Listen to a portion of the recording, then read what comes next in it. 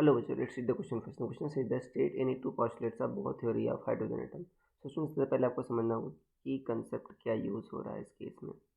So की concept is Bohr's atomic model.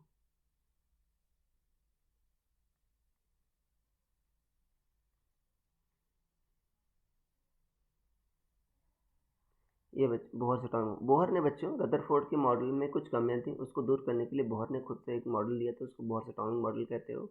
Bohr के हिसाब से कि रदरफोर्ड की जो मॉडल में कमी क्या थी, रदरफोर्ड ने कहा था कि आपका इलेक्ट्रॉन न्यूक्लियस चारों ओर सर्कुलर ऑर्बिट में घूमता है.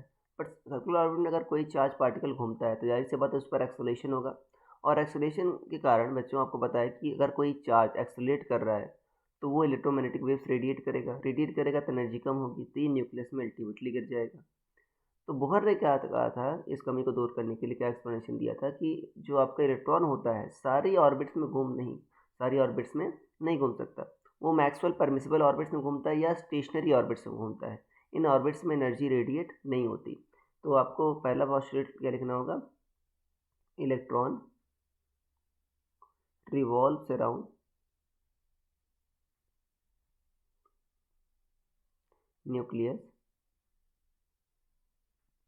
इन स्टेशनरी ऑर्बिट्स. इन ऑर्बिट्स में आपका एनर्जी रेडिएट नहीं होती. दूसरा है कि जो एंगुलर मोमेंटम होता है आपका वो क्वांटाइज रहता है. एंगुलर मोमेंटम एल जो होता है M V R equal to N H upon two pi. N क्या है आपका क्वांटम नंबर है, एच अपॉन टू पाई तो कांस्टेंट है, एच प्लैंक कांस्टेंट है.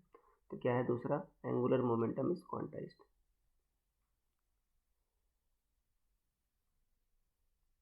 ये बच्चों,